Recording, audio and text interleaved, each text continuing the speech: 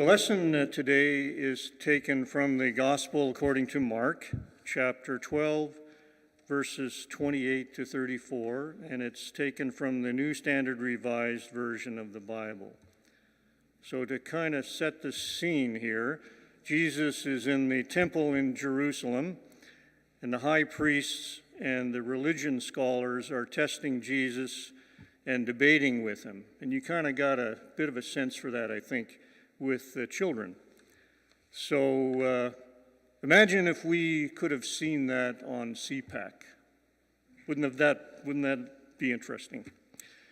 So as we start with the scripture, there's been a big discussion and there's lots of energy, and one of the scribes decides to kind of moderate things a little bit. One of the scribes came near and heard them disputing with one another, and seeing that, he answered them well. He asked him, "Which commandment is the first of all?" Jesus answered, "The first is, 'Hear, O Israel, the Lord our God, the Lord is one. You shall love the Lord your God with all your heart, and with all your soul, and with all your mind, and with all your strength. The second is this: you shall love your neighbor as yourself. There is no other commandment greater than these." Then the scribe said to him, "You are right, teacher. You have truly said that he is one, and besides him there is no other, and to love him with all the heart, and with all the understanding, and with all the strength, and to love one's neighbor as oneself. This is much more important than all whole burnt offerings and sacrifices." When Jesus saw that he answered wisely, he said to him, "You are not far from the kingdom of God." After that, no one dared to ask him any question. This is the holy word. Thanks be to God. And so as we think about our call, as our commission as Christians, I want to talk to you a little bit, as I said to the children, about a group of individuals within this congregation who have been living out this commandment in their work and their ministry with us. We have a strong tradition of elders here at Orleans United. Elders are people who are elected by our congregation at our annual congregational meeting each year for their wisdom, their caring, their spiritual discernment, and other gifts of the Spirit that they possess. The diverse body of elders exercise their leadership within our congregation in a variety of ways. Some of the responsibilities that they have you see clearly in a week-to-week basis. Things like serving communion, or in the role of confirmation mentor, or being the face of greeting at our welcome table in the narthex. There are also many behind-the-scenes ways that elders support our congregation, such as developing policies, assisting in worship, offering care and support, approving things like weddings and baptisms and membership requests, and being charged with the general oversight of the spiritual well-being of our faith community. Elders have offered important and meaningful ministry within our midst in the life of this congregation and have been a great blessing to us. And with changing times and commitments and abilities and availabilities within this congregation, we have also recognized that the time has come for the way that we offer this spiritual oversight to expand and shift to be responsive to our needs and our understandings. And so, seeing that there was a need for some kind of change over the course of this past year, the elders have been spending time in prayerful discernment of how it is they might best serve our congregation as it grows with the Spirit and changes in its dynamics. This time of reflection led to a decision by the elders to move the responsibilities of this ministry team to various other ministry teams within our congregation, so that we might best use our resources and offer greater opportunities for service to an expanded group of volunteers. This was not an easy decision for the elders to come to, and one that only came after much soul-searching and prayer and discussion. Practically, what this decision means is that over the fall season, we have been transitioning the role and responsibilities of elders to other areas of ministry. In September, we moved all of the functions of welcoming and supporting newcomers to our congregation to our newly created Welcome Ministry, which includes groups such as our greeters, our ushers, our welcome table volunteers, and our coffee hour hosts. In October, we moved the worship responsibilities of elders to our worship ministry. This includes functions such as the oversight of communion and baptisms and lay scripture readers. In November, we will be creating what we are temporarily calling a Circle of Wisdom, a group of individuals who will be charged with the spiritual care of this congregation. They will be ones who will listen for the heartbeat of OUC and be attentive to how the Spirit is moving among us. In January, the official governance role of elders will move to council, so that council will become the new body to approve things such as baptisms, weddings, and membership requests. And then in February, at our annual congregational meeting, we will give thanks for the ministry of elders over the years, and we will decommission this ministry team. As we go through this time of transition of roles, we do so with excitement and optimism about what the future holds, as well as feelings of nostalgia and loss over times gone by. And so we thought it was important to lift up all of these feelings in worship, to spend time recognizing and giving thanks for the ministry of the elders amongst us at Orleans United. Today, being All Saints Sunday, seemed like the perfect time to do so, as we pause to give thanks for all of the cherished friends, family members, partners, and parishioners who have been part of our lives, who have supported our life of faith, and who have moved from life with us to life eternal. I'm grateful today that 4 of our elders, both past and present, have agreed to share a few words with us on what it means to serve in this capacity within our congregation. I hope that as you hear their reflections, you will be able to offer your own prayers of thanksgiving for the many ways that you see the Spirit alive and at work within our faith community, and especially for the faith and care and nurture and support that the elders have offered us over the years. In hearing the stories from Flora and Twyla and Cheryl and George, may we all reflect on Jesus' commandment for us to love God with all our heart and soul and mind, and to love our neighbors as ourselves. For this has indeed been the work of our elders, and this is our call as Christians. May we look to the future individually and collectively, centered on how it is that we lead lives that focus on loving God and our neighbors in all that we do. Well, you heard my name is Flora Crombie. My husband and I moved to Ottawa from Markham, north of Toronto, when my husband retired in 1989.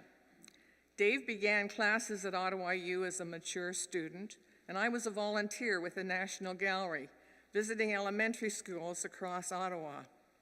Why Orleans? Well, our daughter, Karen Dodds, and her family were here. We didn't even have to go church shopping. Our eldest, and at that time only grandchild, had just been baptized in this congregation. I had a mother-in-law in a nursing home in Montreal, and 3 sons living all across Canada. We soon became elders and found that at OUC, elders had districts. As we had had in St. Andrews, but our families here were spread out over larger areas. Orleans had communion service 4 or 5 times a year, and before each service, the elder was supposed to visit each family on their list and leave a communion card. The cards were to be returned to the church at communion, and we would know that our people had been here. It just didn't work very well. People didn't want their elder dropping in unexpectedly, unannounced. Cards were often left in mailboxes. How to keep in touch? Remember, we didn't have email then. Busy folks were not often around to answer the telephone. Many people were transferred in and out of Ottawa. Those were very mobile years, all of the 90s.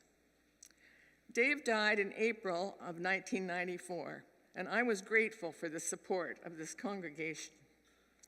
By 1996, David Este suggested I become one of OUC's reps to Ottawa Presbytery, and elders' roles were changing everywhere. We became elders, welcoming on Sunday morning, trying to spot newcomers, recording their info into the guest book so we would know a telephone number to contact them. We were baptismal elders, and we served communion. I enjoyed having the opportunity to talk about my faith journey over the years with several teenage members of the confirmation class.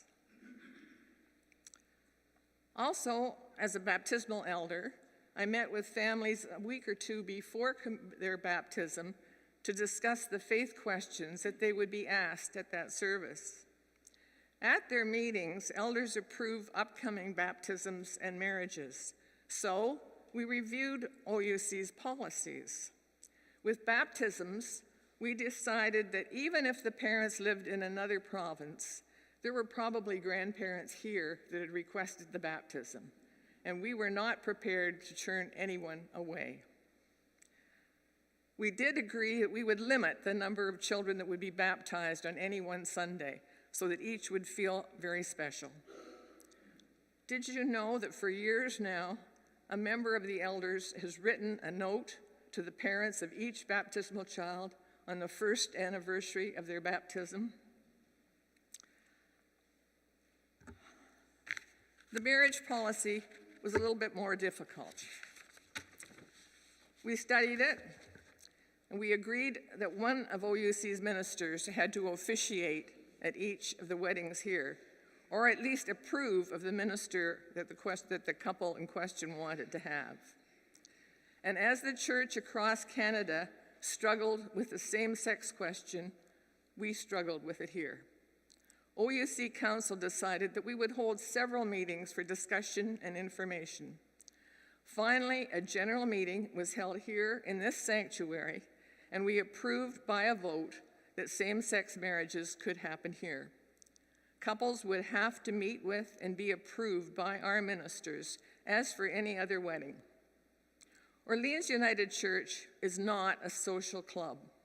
We are a place where people can come together as a community to worship God.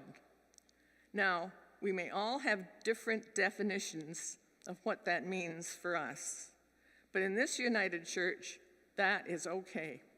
Thanks be to God. Good morning, I'm Twyla Hodgins.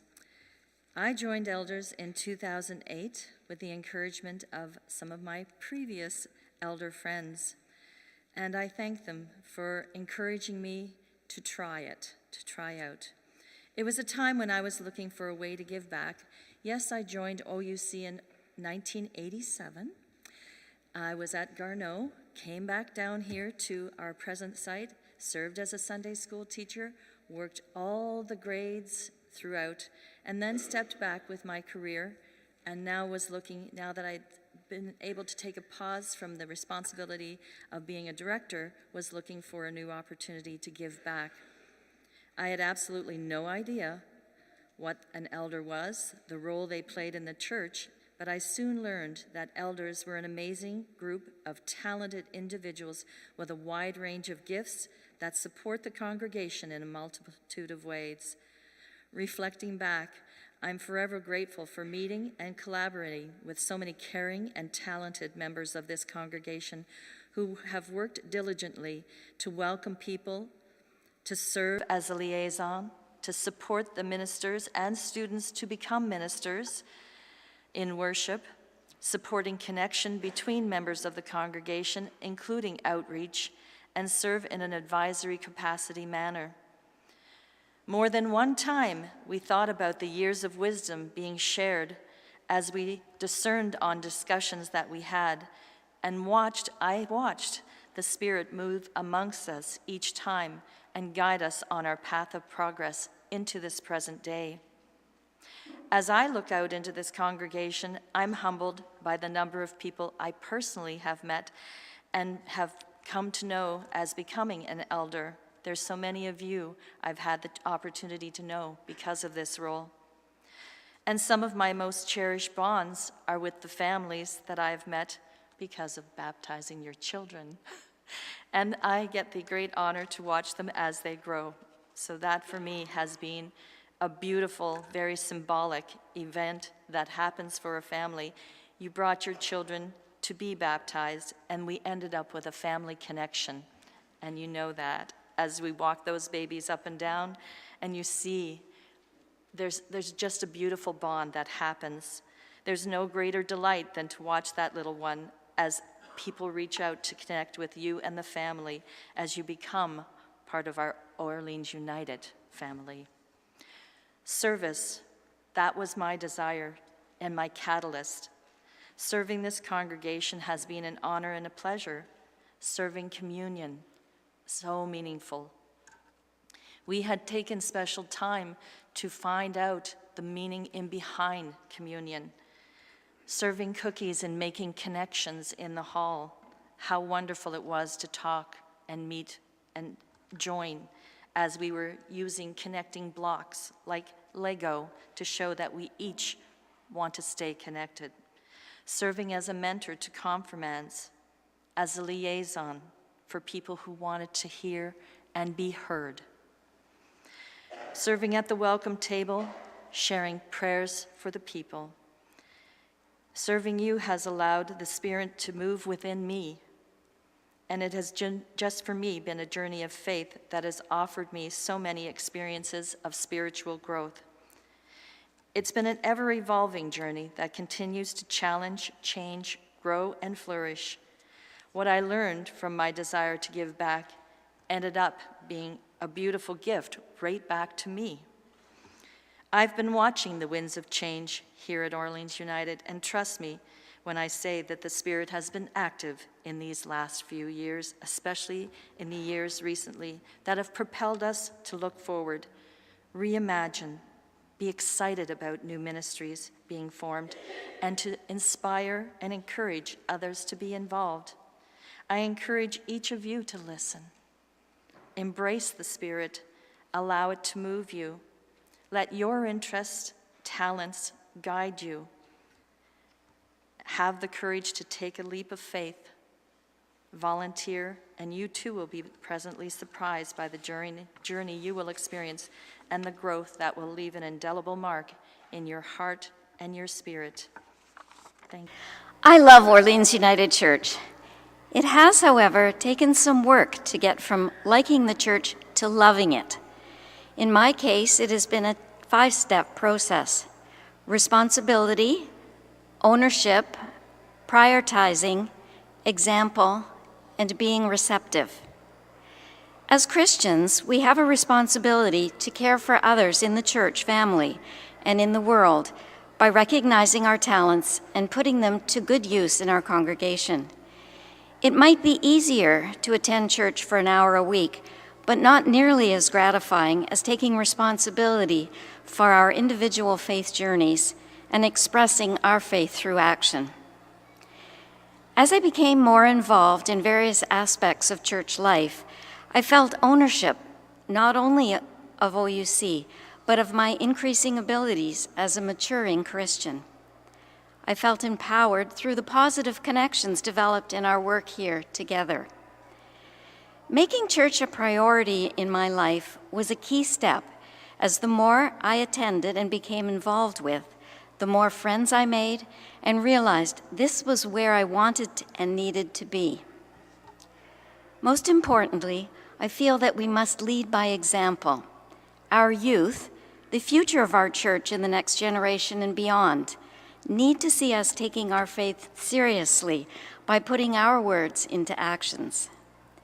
We are so fortunate at OUC to have an engaged group of children and youth who are cutting their teeth and will become our future leaders. Let us all be good role models for them. It is very important that we are receptive, both to the Spirit flowing through and within us, but also receptive to change. My involvement here has offered me both. Each time that I've taken a chance on change, a leap of faith, if you will, the Spirit has led me to a deeper understanding of what faith community is meant to be. In 2009, I was asked to be on the search committee, which eventually brought Glenn to OUC. When I expressed my concerns about my lack of expertise, Molly's sage advice was to listen for the call. I had no clue what that meant at the time, but when I heard it, I knew. I've made it a practice since then to listen very carefully and let the Spirit guide me. Over the years, I've been involved as a youth leader, Camp Awesome Kitchen Fairy, care and support team member, confirmation mentor, church council member, but it was through elders that I was able to see the wide focus of our church and its spiritual needs. Due to family and work commitments over the past few years, elders had become the only remaining place where I was involved at OUC. Initially, I have to admit, I felt sadness when it was decided to end elders as a formal group and redistribute the duties of elders. But then, after a few days, I listened for the Spirit and reflected on the possibilities. Elders was a wide-reaching committee with a large number of duties, which was daunting to many people. Times have changed, and we needed to adapt so that more people could become involved in the duties of elders, but perhaps with a more narrow focus to include where their hearts and talents lay. For me, this has meant taking another leap of faith and saying yes to the possibilities that the new Circle of Wisdom offers. I'm not entirely sure what this will become, but because I've listened to God's call on previous occasions, I feel confident that being part of this will be an enriching and faith-empowering experience. I trust that my faith will be deepened, and I pray that my involvement will help me to encourage your faith as well. I often wonder, what if our predecessors had not taken a leap of faith in 1925 and formed the United Church of Canada? Or, closer to home, what if 40 years ago, a group of bus travelers hadn't taken their own leap of faith and created our beloved Orleans United Church? OUC is my church, your church, and our church. We need your vision and contributions to realize our dreams of a strong and vibrant church. Arthur C. Clarke wrote, "The only way of finding the limits of the possible is by going beyond them into the impossible." Let's listen for the Spirit's call, test our limits, and together become the people God would have us be. As you've guessed it, I'm George. When I was invited to become an elder here at OUC way back years ago, I had no idea why. The most I had formally done at OUC at that time was to participate in Christmas Eve services as a donkey. And I would hate to think that being a donkey was the most important criteria. There were some good people serving as elders, many better qualified than I to serve. I was told that elders were responsible for the spiritual well-being of those attending OUC, but all I could see were elders serving communion and approving baptisms and marriages. And to me, while important, those fell short of spiritual well-being. And at the same time, if someone asked me to name the set of elders that is here at OUC and what they did, my answer would have been very, very short, as I really had no idea and had seen little visible evidence other than communion of elders in the church. As it turns out, and without anyone telling me this was one of the primary reasons I had been approached, to bring a new perspective and ideas about the possible role of elders and to contribute to the revitalization of the elder community here at OUC. This is not a criticism of anyone or of the elders serving at that time. With time, roles change, energy levels change, people change, and the needs and interests of the church change. Soon after becoming an elder, I was asked to take on the lead. I was honored to do so. Still didn't understand why, but I was honored to do so. My key memories of that time were the wonderful people who we were able to attract to serve as an elder as part of the revitalization of the group. The new energies we were able to bring to a more collective and visible approach to the role of elders that saw elders performing key functions in worship services and working with others. A renewal or expansion of the approach taken to standing committees such as baptism and the welcome desk. And for me, the most important was the creation of the role of youth elders here at OUC. Yes, during that time, we invited 6 OUC youth to become elders in the full meaning of the word, leaders addressing the spiritual well-being of other youth, no matter their age, in the OUC community.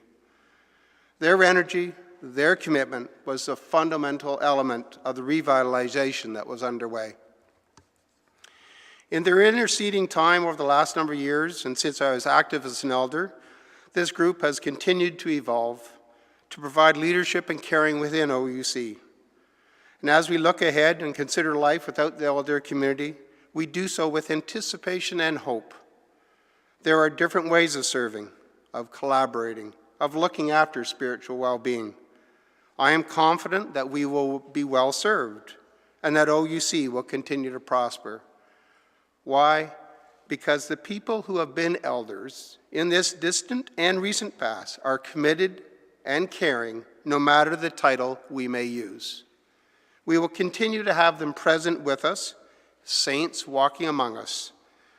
I thank each one of them for their service and for that brief moment in time back a decade ago, permitting me to create and share memories with them here at OUC in service to God. Thank you.